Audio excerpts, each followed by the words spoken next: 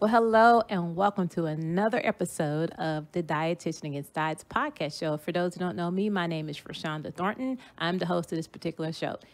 Before I start introducing to my guest, Suzanne Heitler, I want to just bring to the platform one of my ongoing podcast partners, Prairie Farms. You may have seen their billboards and advertisements on the road, and I'm sure you have seen their products in the stores. But in light of their company, right now, they have really dug in deep and responded to the COVID crisis that we're all facing right now. Everywhere from their farmers who have dug in deep to ensure that families still get this ample amount of dairy and milk products. And they also have jumped in on a larger scale to help American communities by creating an Our Cap, Your Cost program where redeem milk caps, for every redeemed milk cap, Prairie Farms will donate 5 cents to any charity of your choice. So to participate and learn more, go to their website at prairiefarms.com and hit Our Caps, Your Cost and learn more. Prairie Farms, farmer owned since 1938 with dedicated farmers and happy cows. Good afternoon, good evening, good morning, wherever you're at. Welcome to the Dietitian Against Diets podcast show. I am your host, Rashonda Thornton, and I am excited to introduce you to my guest, Dr. Suzanne Heitler. Give you a few accolades about what she is and what she's done over the years, and I'm sure she will give you a lot more afterwards. So we'll start off just for practical purpose. She is a well-known clinical psychologist. She lives she's from Denver, and we have a story to tell, but right now she lives in Israel. So it's another like fun story to just even understand how she's even there. But outside of being a clinical psychologist, she is a well-respected author. One of her most recent, out of 5 books that she's written, her most recent one is called, what is it called? I have it in my notes. It's right here. Oh, Prescription Without Pills. And I'm very... Prescriptions with an S at the end. People always forget that as prescriptions without pills. Prescriptions Without Pills. And that right there just says a lot. Outside of that, she's done a TED Talk a couple of years ago in 2017. And the title of her TED Talk was Lift Depression Without Pills, using her 3 prescriptions that she has been kind of her keystone pieces that she teaches people about how to handle depression. Outside of that, she is a well-respected writer. She is a writer for Psychology Today.com, which is an internet magazine, and has had over 22 million reads. So I'm sure you have heard about her or even read some of her work, but I am wanting to introduce her face-to-face today to the show. So welcome, Dr. Heitler. Thank you so much. Yes. A pleasure to be with you. Yes. And again, you are in Israel. So what time is it over there? Oh, by this time it's about 7:30, something like that in the evening. I don't have a clock right in front of me. 6:44, I see. 6:44. So before we even just start talking about who you are, what you've done, when I found out that you were in Israel, when I found out how you're in Israel, I think this really kind of brings home to like what our conversation will be about. So kind of let us know how you got to Israel or what made your decision to get there. Yes, we came to visit our daughter. She and her husband and their 4 boys live in Israel. We came for a couple of weeks, and along came coronavirus, and basically the borders of the country got shut. So we're here. My old life is there, and that's how it goes. And then we decided we really like it here. So do you? Staying, yeah. Yeah. So we'll go back and forth. Yeah. And, that's an interesting way to handle the change because, most people would feel like they're waiting to get back and you guys pretty much decided, you know what, maybe we're here for a reason and we find a way that we can probably create this into a home. And I think to me, that's what it sounds like that you guys were able to do. And having family there is kind of, another incentive to be there with your grandkids. So, well, I'm hoping... Absolutely. Yes. Yes. My advice to everyone out there is that it's really important to be close to family. We were living in Denver. Our kids were spread out, California, London, Israel. And I'd begun thinking, I really want to live close in the same town, or in this case, 3 minutes away, to at least one of our kids and some of our grandkids. Yes. And then it happened. We were here when Corona happened, so I feel very fortunate, and it validated hey, when there's a disaster, when there's a problem, and also when there's joys, be close to your family, your kids, your parents, Yes. everything, grandparents. And I'm kind of glad you brought that subject up because I actually just did a discussion panel about building family, helping us to become closer during these times. 'Cause whenever there's within, sometimes Absolutely. life brings you these big crises or disasters or times of hurt and pain, and I feel like that's when we need to connect with our family, and that's to me that's our strength. We find out what's most Absolutely. important. Yeah. Absolutely. So as Absolutely. Absolutely. Absolutely. So since you've been in And Israel, yeah. how have you transitioned? Kind of tell us how you transition your line of work. Are you working with clients patients or clients in virtually? Have you are going to decide to do some of your work in Israel? You're going to still do things remotely? Kind of where are you at with that? Yes, all of the above, and also a lot of writing. You mentioned that I write for psychologytoday.com. So that, and I really enjoy podcasts like with you, Okay. partly because that's how people find out about my books. And, for an author, they spend a lot of time sitting at the computer, grinding out those books. It's very gratifying if people are reading them, and people aren't going to read a book they've never heard of. So a podcast like this, thank you, Yes, gives you're me a welcome. chance to tell some people some of the ideas in the book, and maybe they'll be interested in finding out more. And I think that's great because a lot of times how we find out about books is if we're going to the bookstore or if somehow some website is scrolling it. There's we don't really have that. As an author, sometimes it's hard to have No, that platform, and especially considering that's now people exactly can't right. get out. So. And also, when you have a Exactly. book, all you read is the first cover and maybe the back. It still doesn't give you maybe those intricate pieces that helps you to really realize what's in that book to help you want to realize that you need it. So Yeah. since we are talking about your book, give us a little bit of insight of what you mean by prescriptions, not pills, and where that plays a role in our lives and how we handle stress and depression and anger. Right.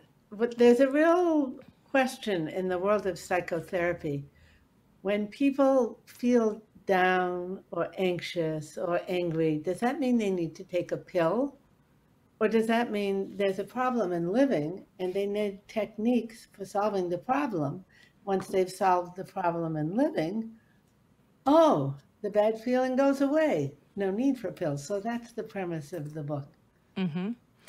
Now, I saw your TED talk, and you just laid the difference between when the percentage of people that are taking medication and like 60% of the people it works, and the other 40% there are major side effects, and the doctors pretty much their answer is to give you a prescription to numb you, but you talked about those three different prescriptions or approaches, how to recognize how to handle what you're feeling, and perhaps that may be the answer to working through those levels of depression or anger. Yes, in the TED Talk, I acknowledge that pills can be very helpful for highly serious mental illness.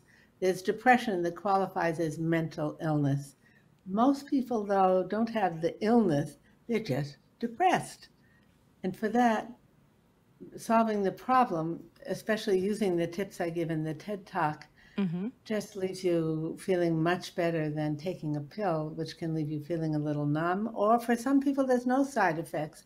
It still doesn't necessarily solve the problem. I do want, though, to underline with very serious or recurrent depression, pills can be a godsend. Yeah. Do you feel that most people are just kind of marketed, how, when you're going through depression, the first thing you should do is get medicated versus actually talking this stuff out because that doesn't change the underlying Absolutely. conditions? Absolutely. Well, when people feel down, often they go to their medical doctor. What do medical doctors know how to do? Write a prescription. They're not trained, nor do they have the time to do psychotherapy. Now, many doctors do refer for psychotherapy. Too many, though, just write the prescription. Well, given these times, we're dealing with a couple of mishaps in our world. One is our health pandemic, and then one is the human justice system. So, just isolating them individually, a lot of people are dealing with the effects of the COVID-19 crisis. Whether it's, I'm hearing, and I can only imagine, especially people that are in the older population. Or single people, there's the feeling of isolation. They're only they're being fed so much information, and it creates more fear, it creates anger, and I just think it's a big mixing pot right now. And what are your thoughts on what you've seen in your profession, and what some ways that people can start kind of working through some of those? The key with any negative emotion is to stay internally powerful.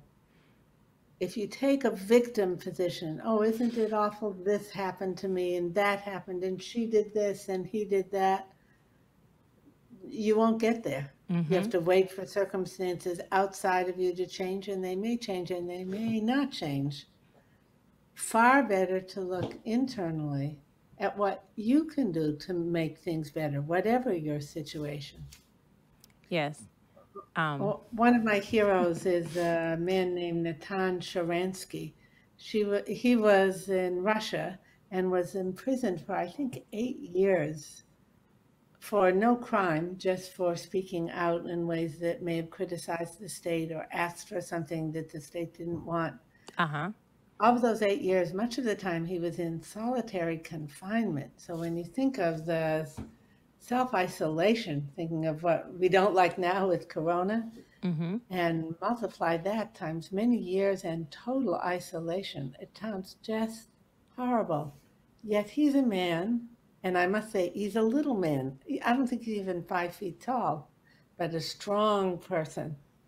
He said, look, it's up to me to make the best of whatever situation I'm in. So he got to know his guards, found out their life histories, talked with them. Just whoever was there, he took advantage of those connections. And then he'd always rather liked the game of chess. He played chess in his head for years. Yes. So the point is, it's up to us to figure out, what can I do to make this situation better? Yeah. And I was thinking about that question, and you hear so many people, are upset, they're complaining. And, you have to respect people's feelings. But like you said, it's how you can't change the outside. You can't change what's happening outside. Right. You can only change your perspective, how you respond to, how you react. What are you doing to work through it? And again, not victimizing yourself. It's easy to blame it on something else versus to, I'm not saying you're blaming it, but it's easy to put yourself in a position where you feel like I'm powerless. I can't move forward. Exactly. It's me. And versus empowering yourself and just learning to rethink how you interact in this new environment.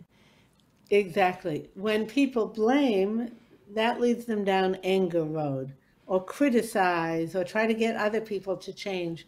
That's all down anger road, because when you get angry, you dominate over people. And then you think you can make them do what you want. Again, as you were saying, trying to make others be different, recipe for failure, doesn't work. Yeah. Sure, they may change this or that. You're still not going to feel happy, strong, self-respecting. So you look always, what can I do to make the situation better? That's real empowerment. By contrast, the way people get depressed, as they say, oh, there's nothing I can do. It's hopeless. Well, doing nothing gets you more of the same. I had but I just want to see if this is a connection. Do you see, from your position, do you think that anger, when people are projecting anger or they're showing anger, do you think a component of it is connected to them feeling like a victim? Is there a form of lashing out to something outside because they are feeling victimized? Yes, anger goes with one up, one down feelings in relationship. So if I'm mad, I'm trying to become the one that's on top. Okay. I'm trying to dominate over you. I'm going to get my way by making you do what I want. So, yes, very much. It's a flip of feeling like a victim. If you feel like a victim, That's the depressive position, nothing I can do. So you break out of it by saying, oh, I'm going to be mad. Neither of those. Getting mad and dominating and forcing people is not in the long run a good method. So then the question is, what is a better method? You talk with people, you problem solve together, and you find solutions. Yes, and that's something again. When people get into that zone of being anger, you know, I think there's always practices to when you proactive practices. You know that there are certain triggers, or you know that in this part of your life, this is what kind of pushes those buttons. I feel like recognizing before you get into that mindset or that position to find ways to either manage it or remove yourself, start having those conversations, Exactly. like do things ahead of time so you don't keep falling into that same cycle. Yes. So if you're already angry, just step back. If you know that trigger is coming up ahead or has happened in the past and will happen again in the future, again, step back. When you step back, calm down so you can think. Because when you're angry, your brain doesn't work very well, doesn't take up new information, doesn't think creatively. So calm down. Then there's a question to ask yourself. What could I do differently to get what I want? Actually, there's an earlier question. What do I want to do? Not what do I want you to do, but what do I want to do or feel? And then the follow up is, what could I do differently to get that? So I'll give you an example from a couple that I worked with recently. He was furious, just furious. Bad habit of going into rages. I've told you so many times when you park the car, you have to back in. Don't go straight forward because when you go in straight, you block my ability to get in or out of the car or the garage or wherever they were. You must back in. And he was yelling and yelling. Guess how she reacted? She's not gonna. She's gonna park in straight. Right. Yeah. She had no interest in doing what he said when he's been shooting at her with his voice, with bad vibes, with hostility. And even if she wanted to, look, she's not parking crooked in a way that blocks him just to be mean. What he's not doing is asking himself, what do I want? I want to be able to get in and out of the car after you've parked. So, what would be a better way to do that? Can you think of what might be a better way? Or shall I tell you what he decided might be a better way? I think perhaps talking to her about it, but I would definitely want to hear your definition, your Yes, response. talking about it quietly, even affectionately. He has a great smile. Oh, that's going to get much further. And then asking her, how come you park that way? Find understanding because it's not about him. Exactly. When he asked her, he was quite surprised at the answer. She said, I'm terrified of backing in. I don't know how to do that. Oh, again, the question is, what can I do to get what I want? He asked himself. He said, how about if the two of us get in the car and in a nice, relaxed way, I'll help you learn to back into the garage. So you want to know the outcome? They had planned to do that the next night. Uh-huh. The next morning, she got up and first thing she said to herself, I'm going to learn how to do this. And she figured out how to back in and she parked the car in a way that he could get in and out. And oh, was that a happy family? Oh my, and it was just that simple. Just that simple. Talking and problem solving instead of trying to solve the problem by dominating over somebody in order to get what you want. I have an interesting question because a lot of listeners are parents. And then when you look at that dynamic of child and parent, I mean, obviously when they're young, but as they get older in that form of communication and that parents getting frustrated or short tempered, they just want their child to follow what they, do what they say. And not putting Right. their child's thoughts or feelings in the equation. What are some things you've seen in regards to that type of dynamic, and how could parents perhaps try something different? Right. Because they're teaching their kids too how to handle anger and ask Right. those When questions, a parent who yells is teaching their kids to yell. The parent who yells is not teaching their kids to behave well or to be problem solvers. The parent who yells is missing, just doesn't have effective parenting technique. So, for instance, a parent who yells at their child, I told you it's time to go up to bed. Come on, get in bed. I told you. Go upstairs. Mm-hmm. Can you think of better ways to handle that situation? I'll bet you can. Yeah. Yeah. So, better for the parent to use games, songs, to build routines, Build routines. even positive rewards. So, for instance, the parent might say, "Oh, 3 minutes to go.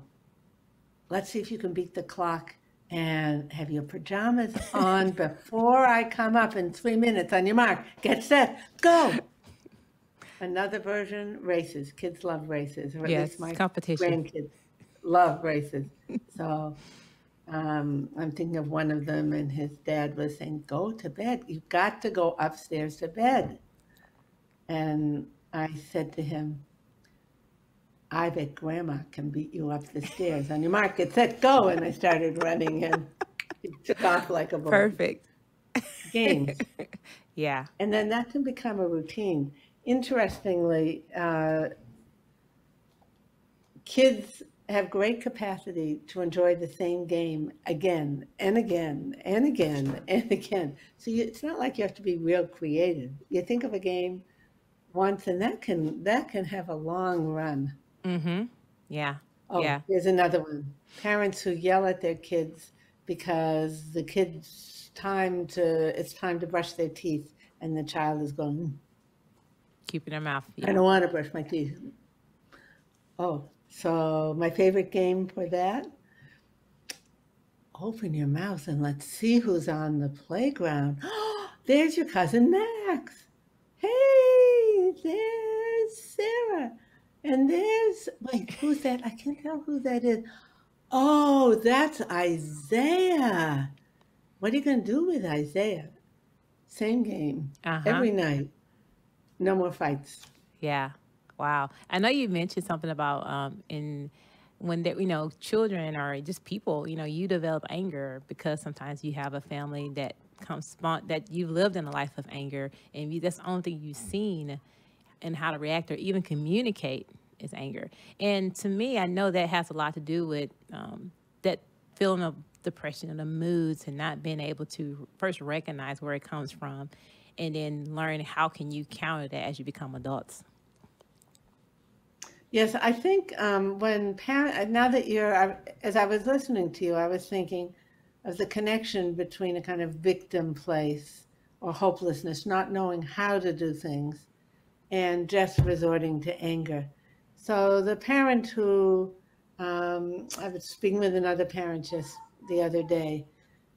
Uh, can you hear voices I outside? I did. hear Grandchildren? outside. Yeah, speaking of children, there's some kids' voices out there. So this parent was saying she's been homeschooling her children because of coronavirus, and she does so much yelling at them. Mm. I thought, this is so sad. She needs to learn how you get kids to do what they need to do without yelling. So I've mentioned before games. Another thing is just routines. So if she would sit down and talk with her children and say, look, let's you and I, so you're empowering them. It's not just about you. Mm-hmm. Sit down and work out a schedule. Oh, now it's between you and the schedule. And I can help if you want help, reminding you when to sit down at the desk and when you get to take a break. Or we could just set up a little system of alarms. You could probably set that up better than I can. You're so good with all those technical things. So praise gets you further than anger, and solving the problem. Her children don't have clarity about what the schedule is and what needs to get done. And they're out of their structure. They're out of their routine as well. So Totally, just even to totally. transition And the that, I more she mean, yells at them, the more resistant they're probably going to get. yeah, and just makes her more angry and just once again creates another Exactly. cycle, another Exactly. cycle. What can you now? I want to flip the question because we talked about anger and just kind of how it can be a reflection of victimization, not being able to communicate, and being a product of our Excuse me just a family. minute. Victimization is a funny word. It comes from feeling that you're a victim. Remember, Natan Sharansky in jail was truly a victim, only internally he felt like I'm my own person. And these people who've jailed me, that they don't get it. It's very Mm-hmm. sad. Yeah, What they're doing is bad for them, bad for the country. yeah. And my jailers, they just want a job. So instead of going around feeling like a victim and being angry, he figured out ways to handle the situation in a different way. And I'm sure he built So built some. I bristle when people talk about victimization because that means the person who sees himself as a victim is not taking responsibility and Responsibility. looking what they can do different. Yeah, totally. So it's the feeling of being victimized, not actual being victimized. Right. Yeah. It's And playing the victim role. you said that there is actually anger could be good for certain things. Can you explore a little bit more about that? Explain a little bit more about that. When anger is good. Yeah. Anger is very good. Just a minute, I have a problem. Is someone at the door? Hi, I'm on a podcast. You want to come say hello? Come in and you'll say hello. Okay, come back in a half hour. That's the beauty Thanks. of this. This is the beauty, what I was saying about living near kids. That was my grandson.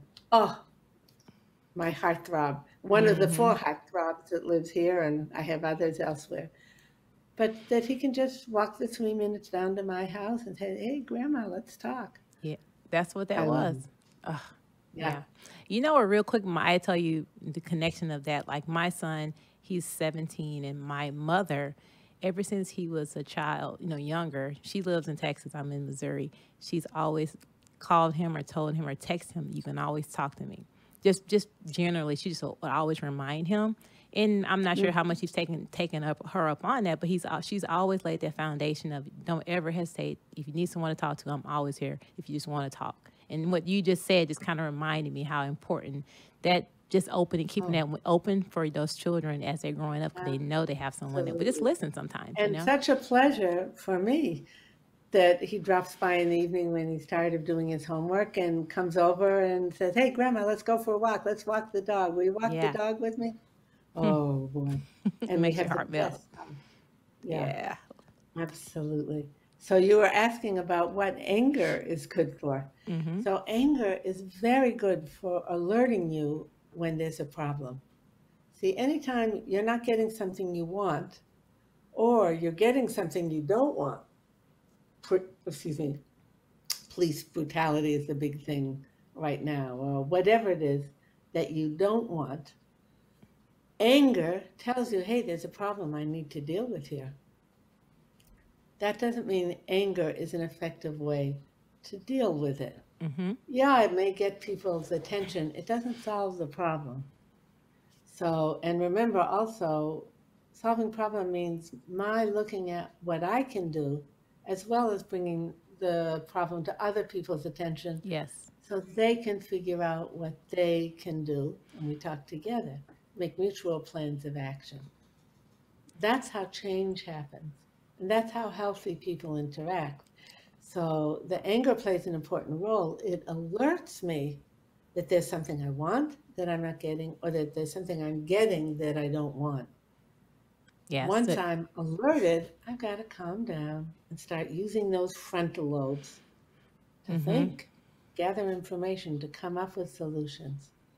Mm-hmm. And so, what about those people that feel the anger, so they recognize something, there's something to address, and they take the steps of, let me see what I want, let me see how I want to communicate it. And, those steps, how what if the receiving end is not in that position, giving that other person, is it something to say about respecting the other person's time to just kind of, find a moment to talk to them where it's better probability of communicating, or like how should they approach someone that is probably angry Abs- too? Absolutely. It's important for both of you to calm down. When you come together, you need to keep reminding yourself, he's not the problem, she's not the problem, I'm not the problem. The problem is the problem. The Mm-hmm. problem is how to park the car in a way that I can get in. Not her, not me. So I'm not going to attack her, and she's not going to attack me. That's number one. Number two, it's never for me to tell you what to do. When I'm angry, my eyes bug out and I think, you need to, but I gotta bring my eyes and my finger back. No more pointing at others. I need to look inside. What do I want? And what might be a better way for me to get it? What can I do? Hmm. Now, as part of that, I can explain my dilemma to whoever I was mad at, and they can explain what's going on with them. If I think of that couple, let's call them Joe and Sally, uh, he had to learn to say, I really do get kind of panicky when I try to get to the car and I can't get it. And I think that panic, I flip into rage. And she Hmm. needed to say, hmm, I need to look at my part of this. I guess I haven't ever really taken seriously how important it is to you that I learned to back in so the car's parked straight and you can get in and out of the car. So again, now they're in thinking mode Mm-hmm. and they're doing collaborative dialogue, and nobody's telling the other what they should do. They're each looking at what they themselves could do differently. Totally different paradigm from fighting Yes. and trying to dominate over people. I'm sure so much conflict, so many marriages, so many things can be saved and resolved if people, took some of those practices and had the tools. Because a lot of times people don't have the tools, and Right, that when you don't have the tools, you working off your past, you working off, projecting right, from others. I right, mean, it just becomes a big right. hodgepodge of And miscommunication it and becomes like confusion. going out on the football field without knowing how to pass or how to catch or how to run with the ball. If you don't have the basic skills, you're going to get crushed. Yeah, yeah. So when from your literature, whether it's your writing in your books, are these particular topics that you really highlight on and allow your readers to really start to digest, some of these elements so Right. they can really start looking within themselves, and hopefully the goal is for these broken, you know, relationships or even with yourself, not even just with others, Absolutely. how can those be salvaged and how can they be repaired and healed? Right. I'm all in favor of success, successful relationships, feeling good about yourself. Anger, going back to anger as a central topic tonight, uh, makes you feel puffed up and strong while you're mad. And often you don't feel so good afterwards. Oh, Hmm. I called her such names. Or, Mm-hmm. oh, I was so accusatory toward him, and now he's going to just, his Yeah. feelings are hurt. I don't want that to be the basis of our relationship.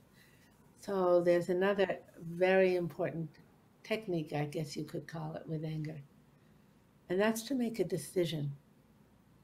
To make a decision, I don't do anger anymore. I might feel anger, in which case I take a quick exit. I step back, go in another room, go get something to eat, turn on calm music, whatever, maybe Mm-hmm. for 2 minutes, maybe for 20 minutes, enough to calm down. And then I re enter the situation and we can talk about things. And best for couples to both have that routine. Best for both of them to do early exits, either when they are beginning to feel angry or when they see anger coming up in the other person. Yeah. Should I show you what an exit looks like? I would love to hear it or see It it. starts with my legs, and I stand Oh, up and start walking, and I say, I'm going to get a drink of water. Now, ideally, with couples who get it, the other person says, "Oh, thank you. I think I'll go get some water too," and they go in the other direction. Okay. What's the thank you for? We just averted an argument. Hmm. Far better that we disengage, calm down, and then come back and problem solve Then it than to continue. fight. Yeah. Right. It Yeah. just makes there is no need for couples to have any fighting whatsoever. Great Uh-oh, points. I've got more family at the door. They're wanting to see grandma. I mean, this what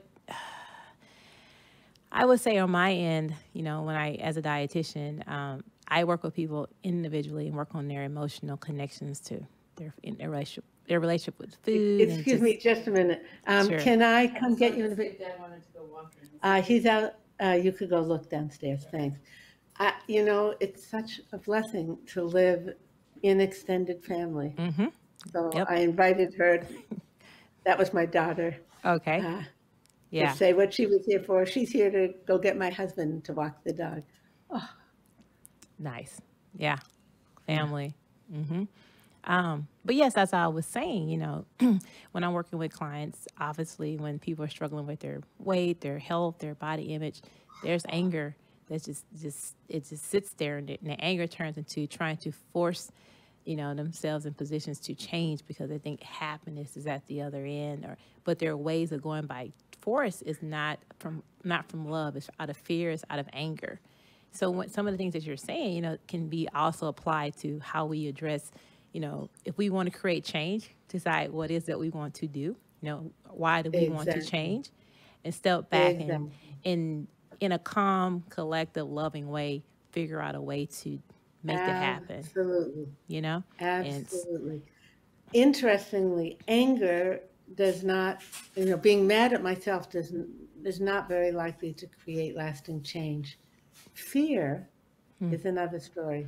yes, Many is. people want to lose weight.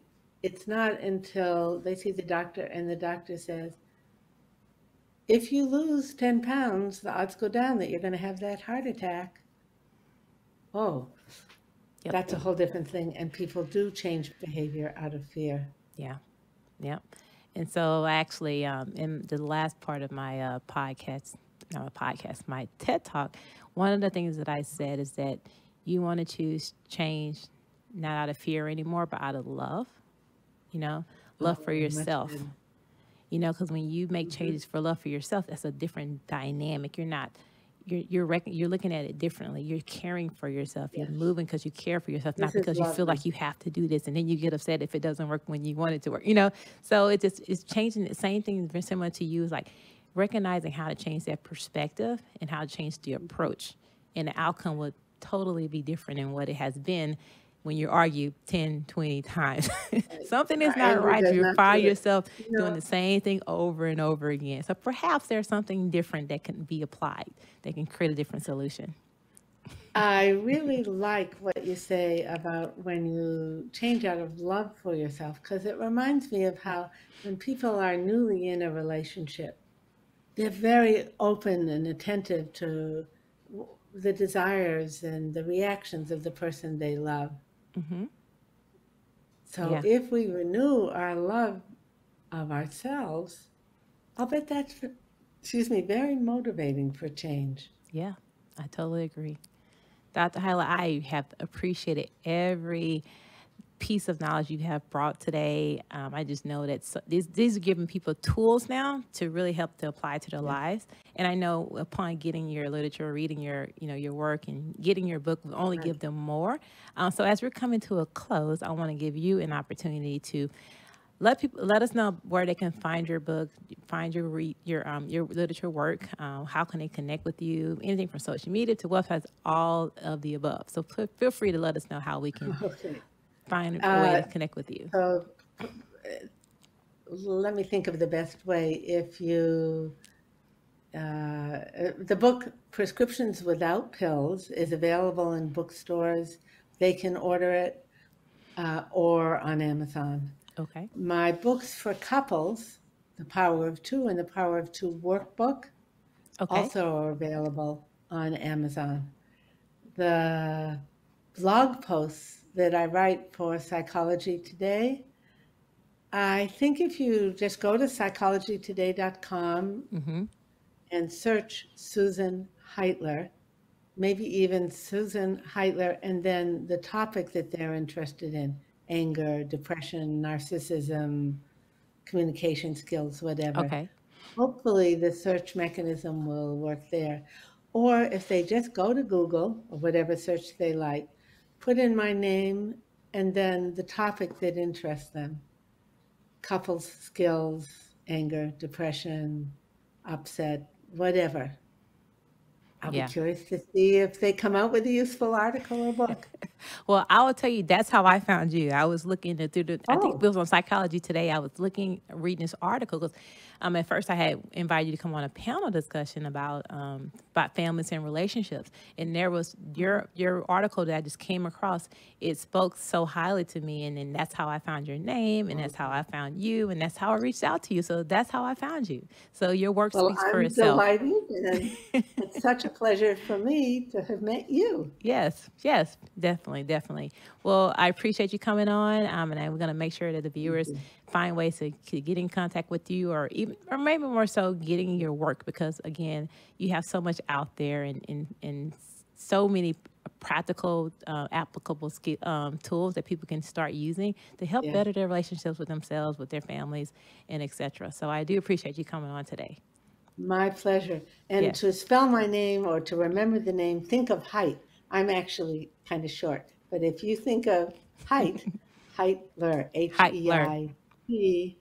Heitler. Great. Susan. Yes. Well, Good. thanks. Well, a pleasure to meet you. Yes, same Have a here. good morning, afternoon, evening, wherever you are. Yes. And again, guys, thank you, Dr. Heitler, again. This is Rashonda Thornton. As I tell everyone out there, when it comes to not just your relationship with your food, but your relationship, it's really about your relationship with yourself. So we were able to talk about, how we're dealing with anger, how we're dealing with just our mood, and recognizing, providing ways to not depress it, but to manage it and perhaps change the outcome. So if you find this podcast show helpful, I'm sure you will.